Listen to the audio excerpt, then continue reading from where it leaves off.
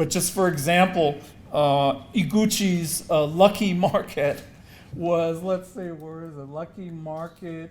So I got these listings from Carolyn Takeshita. I want to acknowledge her for sharing these. I'm only able to list a part of it, but the Lucky Market, 2100 Curtis Street in the Larimer Corridor, and there he is with probably family members. Other ones aren't on the list, but this Inai's general store here looks, pretty well stocked.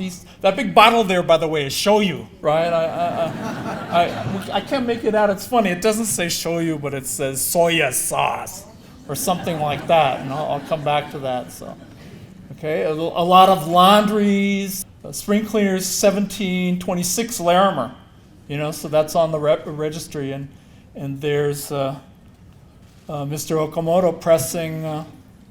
He came here alone to set this laundry up, and then was going to send for his family, was the story on this.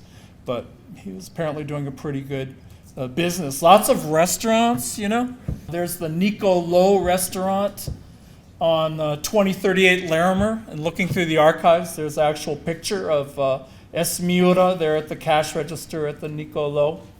Wondering here if anyone can report on how the food was at this place for the foodies.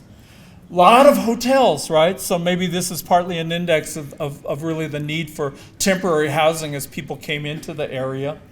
I talked to a Nisei who stayed at that Silver Dollar Hotel on 1860. Lawrence, 1860 Lawrence. And what he told me was they called it the Silver Dollar Hotel because all these silver dollars were glued to the ceiling of the lobby. So, sometimes you hear these stories and you wonder, is that really true? Or, they're pulling my leg. Who do I have for this one? M. Suehiro at the Griffin Hotel. Griffin Hotel is there at 1227 19th Street. So it's really fascinating to me that for a period of time, these businesses really flourished. I don't have pictures of everything, right? I'm just showing you shots that I was able to kind of cull together. And of course, some beauty salons, right? And barbers. I found Matsumoto. I think he's another Issei. His Angel Beauty Salon at 615 15th Street, right? And here he is. And a little bit of the story here is he started the salon. I guess he'd been doing it before the war, and then got his, his sister, his cousin, stuff like that. These ladies came in and did some of the styling work for him. Japanese American, so it's got to be something about photography.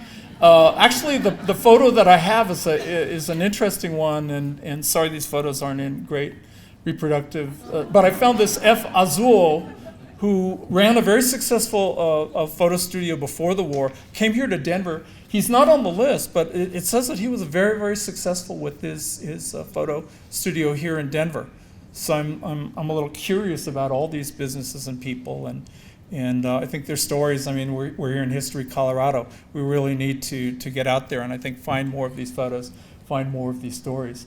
The number of wholesale and retailers is really astounding. And I think the story here is that being, Issei, Nisei, Sansei, you want to have your Japanese food. It's a comfort thing, right? You want your shoyu.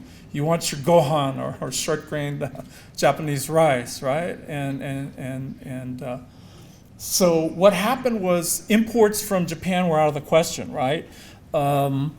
The California and these businesses that were in operation in LA, San Francisco, Portland, Seattle, so forth, that's the military zone, so they couldn't operate out of there. They were all shut down. So Denver became the center of the production of Japanese food for a second. And so you see, there's some, American potato, that's standard, but bean sprout farm, noodle factory. I think the Denver Sauce Company might have been that soy sauce joint. Fish cake, kamaboko. Fish, of course, Kojima Fish Market.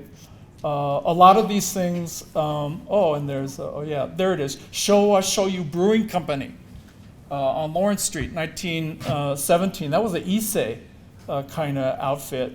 Rice cakes.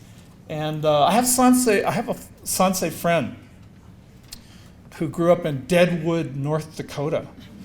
And I think she's probably my age, so it was sometime after the war, but she remembers driving down from Deadwood to Denver to pick up the rice, pick up this, pick up that.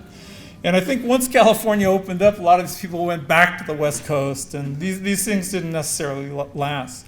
But I think it's really interesting that for a second, Denver is actually kind of like a food capital of Nikkei. Oh, and this was a fortune cookie factory. I don't think it's on the list that I know of, but hey, some people with some capital and some business expertise came here specifically and reinitiated business ventures that they were familiar with from the West Coast.